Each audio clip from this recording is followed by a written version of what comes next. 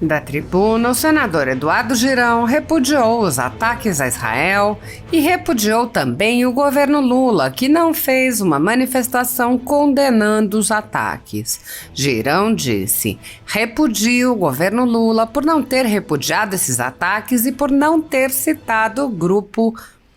Ele apontou que os cidadãos ficam constrangidos com a postura do governo e se questionam sobre o paradeiro do ministro da pasta de Direitos Humanos. O senador apontou: e ninguém sabe onde anda o ministro dos Direitos Humanos do Brasil ante essas atrocidades que todos nós estamos vendo, com famílias sequestradas, crianças, mulheres. Não se vê uma declaração firme contra essa barbárie que está acontecendo lá.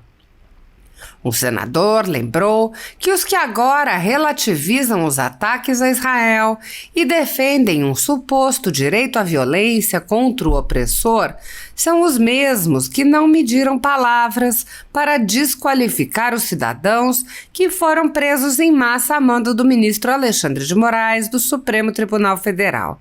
Ele apontou que as palavras utilizadas contra manifestantes pacíficos no Brasil só são adequadas para ataques como os perpetrados contra Israel.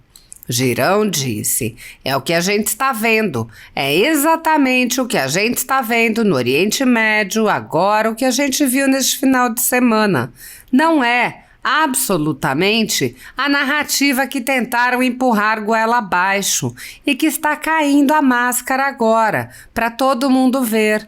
Uma narrativa de uma grande parte da nossa mídia, do STF e do governo Lula, que escondeu as imagens do dia 8 de janeiro, imagens que durante a CPI nós cobramos, aprovamos inclusive, e ficou esse jogo de esconde-esconde, empurra-empurra, para a gente não saber a verdade. O senador acrescentou: isso sim é o que nós estamos vendo acontecer agora no Oriente Médio, com sofrimento, com a dor de pessoas, e não o que aconteceu no dia 8 de janeiro. Que isso fique muito claro, para a gente entender a diferença de um para o outro. Então, precisa acontecer essa tragédia no planeta para que a gente possa ter um choque com a realidade, porque são palavras que são usadas. O senador Eduardo Girão rebateu as narrativas da extrema esquerda e expôs como esse modo de retratar os fatos foi conveniente para suprimir liberdades e validar a perseguição política contra opositores. Parece que foi conveniente, parece que politicamente foi conveniente e está efetivamente colocando uma pressão maior dentro dos brasileiros que estão com medo de se manifestar, de manifestar críticas, de se posicionar, como sempre fizemos em manifestações pela vida, pela família, pela liberdade. Parece que foi conveniente isso, mas o brasileiro está entendendo.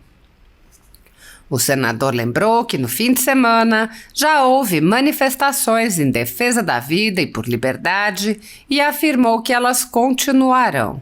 Ele garantiu que continuará denunciando as perseguições, inclusive no exterior, e afirmou: essa dor, essa dura lição que nós estamos tendo de perseguição aos críticos, até parlamentares caçados, jornalistas com passaporte bloqueado, com conta bancária retida, congelada, e as redes sociais até de empreendedor, de jornalista, de religioso. Isso é o que está acontecendo no Brasil. Hoje não temos uma democracia na nossa nação. O mundo precisa saber disto, que no Brasil não se respeita o devido processo legal, especialmente por aqueles que não tiveram nenhum voto, mas são os primeiros guardiões da nossa Constituição, deveriam ser, porque são ministros do Supremo Tribunal Federal. Ao concluir, o senador reiterou seu repúdio à omissão do governo Lula.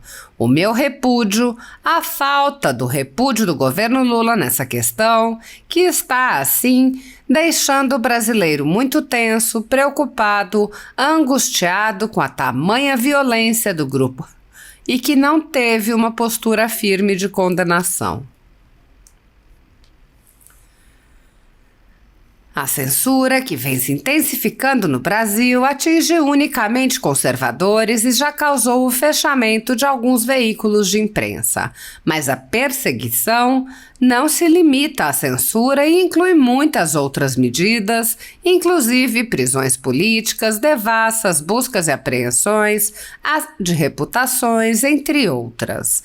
Grupos monopolísticos e cartéis que se associam com o intuito de barrar informações contrárias ou inconvenientes atuam em conluio com a finalidade de aniquilar qualquer mídia independente, eliminando o contraditório e a possibilidade de um debate público amplo, honesto, abrangendo todos os feixes e singularidades dos mais diversos espectros políticos. Controlando as informações, o cartel midiático brasileiro tenta excluir do debate e, em última instância, da vida pública os conservadores e os veículos que dão voz a essas pessoas. A Folha Política tem toda a sua receita, gerada desde 1º de julho de 2021, confiscada por uma canetada do ministro Luiz Felipe Salomão, ex-corregedor do TSE, com aplauso e respaldo dos ministros Luiz Roberto Barroso, Alexandre de Moraes e Edson Fachin. O inquérito administrativo já está no 3º relator, o ministro Benedito Gonçalves, que impôs novas restrições ao canal a pedido da coligação de esquerda que disputou a eleição. Há mais de 27 meses, toda a nossa receita é retida sem justificativa jurídica. Anteriormente, a Folha Política teve sua sede invadida e todos os seus equipamentos apreendidos a mando do ministro Alexandre de Moraes. Mesmo assim, a equipe continuou trabalhando como sempre, de domingo a domingo, dia ou noite, para trazer informação sobre os 3 poderes e romper a espiral do silêncio imposta pela velha imprensa, levando informação de qualidade para todos os cidadãos e defendendo os valores, as pessoas e os fatos excluídos pelo mainstream, como o conservadorismo e as propostas de cidadãos e políticos de direita. Se você apoia o trabalho da Folha Política e pode ajudar a evitar que o jornal seja fechado pela ausência de recursos para manter sua estrutura, cumprir seus compromissos financeiros e pagar seus colaboradores, doe qualquer valor à empresa Raposo Fernandes por meio do Pix, cujo QR Code está visível na tela, ou por meio do código ajude@folhapolitica.org. Caso não utilize Pix, há a opção de transferência bancária para a conta da empresa Raposo Fernandes, disponível na descrição deste vídeo e no comentário fixado no topo. A Folha Política atua quebrando barreiras do monopólio da informação há mais de 10 anos e, com sua ajuda, poderá se manter firme e continuar a exercer o seu trabalho. Pix ajude@folhapolitica.org. Assista. Ô querido irmão Everton. Paz e bem, Vossa Excelência está com a palavra. Muito obrigado, presidente. Muito obrigado mesmo. Em primeiro lugar, quero lhe cumprimentar pelo seu aniversário no dia especial de ontem e dizer que desejo tudo de bom para o senhor, para a sua linda família, né, que tenha saúde, muita paz, presidente. Muito obrigado por abrir essa sessão nessa segunda-feira, uma semana onde os dias onde nós estamos todos aflitos com o que está acontecendo no mundo, especialmente no Oriente Médio. Eu já tive a oportunidade de conhecer Israel, né? E confesso que ver o sofrimento, tanto dos inocentes israelenses como dos inocentes palestinos, me deixa com o coração na mão. Mas eu tenho que repudiar, senhor presidente. Repudio não apenas o ataque do grupo Hamas, mas também repudio o governo Lula por não ter repudiado esses ataques e não ter citado o grupo Hamas. Fica um questionamento que eu confesso que me constrange, assim como cidadãos de bem da nossa nação, de uma nação pacífica como é o Brasil, de não ver um ato mais firme desse governo, nem dos seus ministros, que ninguém sabe onde anda o ministro dos Direitos Humanos do Brasil, né, nessas atrocidades que todos nós estamos vendo, com famílias sequestradas, crianças, mulheres. Não se vê uma declaração firme contra essa barbárie que está acontecendo lá.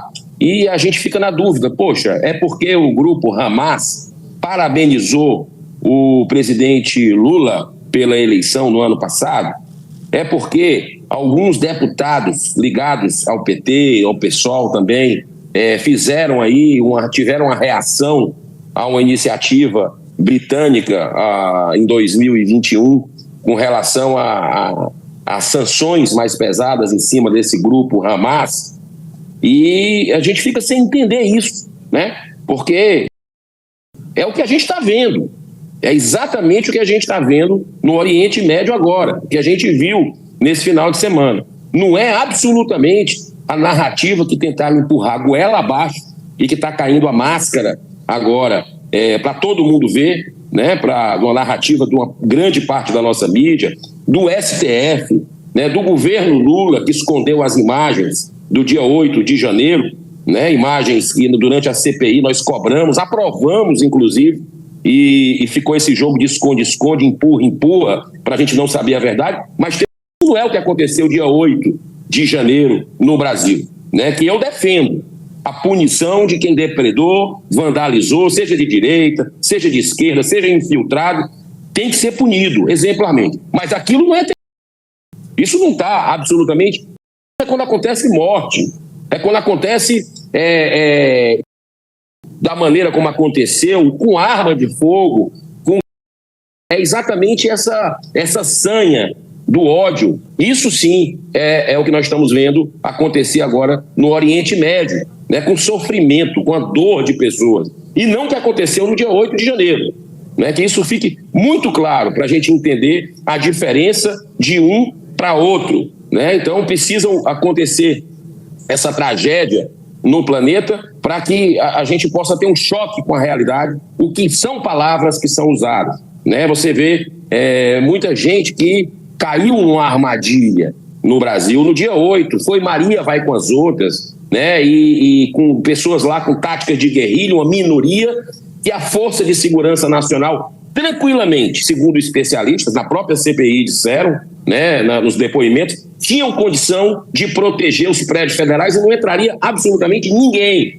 Não invadiria os nossos prédios se nós tivéssemos a Força de Segurança Nacional agindo como agiu em tantas outras manifestações no Brasil ao longo dos últimos anos, né? E que o ministro da Justiça de outros governos, como Sérgio Moro e outros tantos em governos anteriores, utilizaram a Força de Segurança Nacional. E agora o ministro Dino, no governo Lula, deixou a Força de Segurança Nacional parada, de braços cruzados, quase 300 homens. Eu tive ontem, presidente, a oportunidade de andar pela esplanada dos ministérios, porque teve também, pela primeira vez na história, a celebração do Dia do Nascituro, teve missa, teve manifestação de pessoas. O Congresso Nacional ficou iluminado de azul celeste, especialmente o Senado Federal, a partir de um projeto, de uma iniciativa do nosso gabinete, do nosso mandato, que aprovou, né, um projeto de autoria nossa com a relatoria do senador Magno Malta. Nós tivemos o Dia do Nascituro ontem. E eu pude caminhar ali pelo estacionamento próximo do Ministério da Justiça, que está sendo essa polêmica, que um dia a gente vai saber a verdade. Já vazaram vídeos mostrando centenas de guardas parados enquanto era para estar protegendo. E vem a narrativa do governo Lula, de alguns parlamentares da base, dizendo que não, que é isso. O ministro da Justiça não tem mais, o STF tirou o poder, tem uma súmula, uma coisa completamente sem pé e sem cabeça que foi adequada para uma situação específica lá da Bahia, não de prédios federais. Prédios federais ele tinha que ter usado, né, para proteger aquilo tudo, mas parece que foi conveniente, parece que politicamente foi conveniente e está efetivamente aí colocando uma pressão maior dentro dos brasileiros que estão com medo de se manifestar, né? De manifestar críticas de se posicionar, como sempre fizemos em manifestações, pela vida, pela família, pela liberdade, e parece que foi conveniente isso, mas o brasileiro está entendendo. O brasileiro que gosta de política cada vez mais está entendendo o que é que está por trás disso tudo e já está voltando às ruas. Ontem nós tivemos uma manifestação gigantesca em Belo Horizonte, né, ali na Praça da Liberdade, um nome sugestivo. Quero parabenizar o deputado Nicolas Ferreira, que foi uma manifestação pela vida desde a concepção contra o aborto. Né? O brasileiro voltou às ruas, em outras capitais também. Dia 12 agora de outubro, nesse feriado, muitas cidades, muitas capitais, cidades menores também terão manifestações pela vida, pela família, pela liberdade. Eu, inclusive, estarei nas ruas de Fortaleza me manifestando. Vai começar ali pela Praça da Imprensa e vai descer até a Avenida Beira-Mar.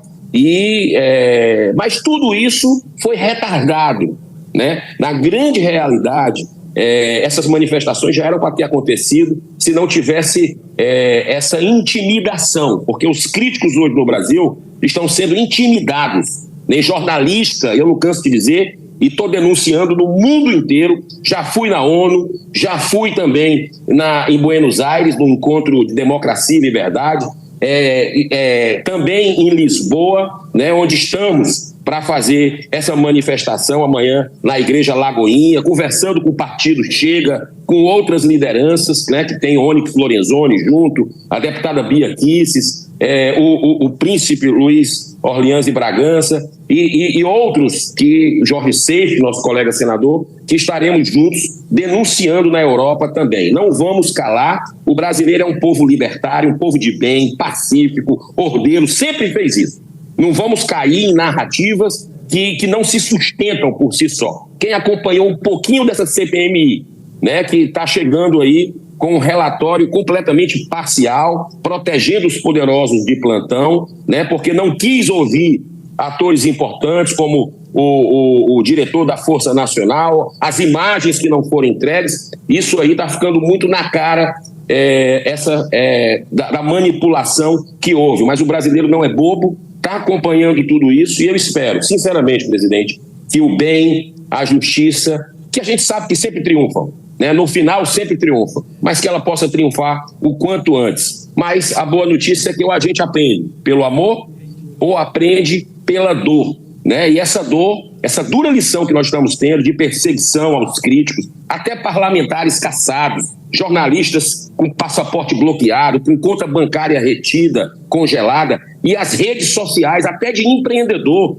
de jornalista, de religioso. Isso é o que está acontecendo no Brasil hoje. Não temos uma democracia na nossa nação e o mundo precisa saber disso, que no Brasil não se respeita o devido processo legal, especialmente por aqueles que não tiveram nenhum voto, mas são os primeiros guardiões da nossa Constituição, deveriam ser, que são ministros do Supremo Tribunal Federal. Mas sempre há uma luz no fim do túnel, e graças a Deus o presidente Rodrigo Pacheco, quero parabenizá-lo por isso, está se levantando, principalmente sobre temas contra as drogas, contra o aborto, que são de competência nossa no parlamento, e o senador Rodrigo Pacheco, presidente dessa casa, está impondo limites, inclusive debater agora, nessas próximas semanas, mandato para ministros do Supremo, o fim da reeleição, que favorece o populismo. O cara já começa o mandato no Executivo pensando em o que fazer para continuar no poder. Rodrigo Pacheco está tendo a coragem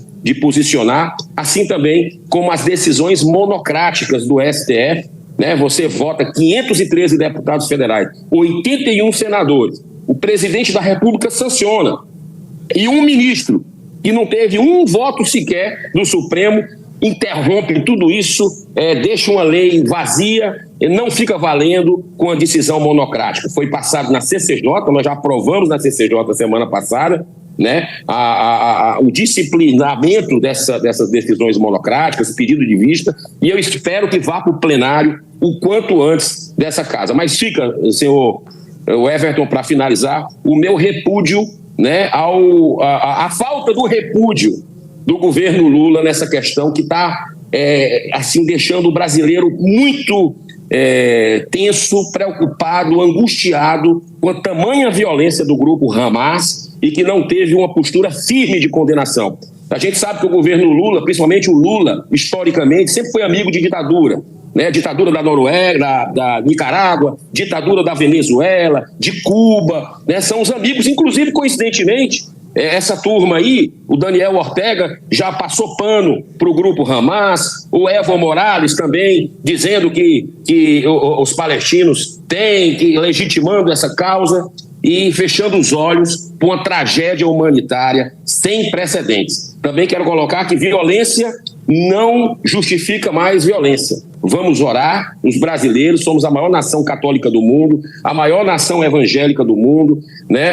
Quase a primeira evangélica, mas a espírita é a primeira, e que a gente possa, senhor presidente, orar de joelhos nesse momento da humanidade para que o bom senso prevaleça, para que haja um despertar internacional, que os líderes tomem decisões pelo bem comum, né, nesse momento, com muita sabedoria e discernimento para poupar sofrimentos, e de um lado e de outro. Eu acho que esse deve ser o esforço, mas não podemos jamais condenar o verdadeiro, que é isso que está acontecendo do grupo Hamas. Muito obrigado, senhor presidente, mais uma vez, gratidão por ter aberto essa sessão importante. Muitas vezes o que sobra para a gente é o parlar, é colocar a nossa opinião, e o senhor está com muita legitimidade exercendo, nos dando a oportunidade nesse momento para fazer o nosso pronunciamento. Muito obrigado, Deus abençoe o senhor e sua família. Obrigado, senador.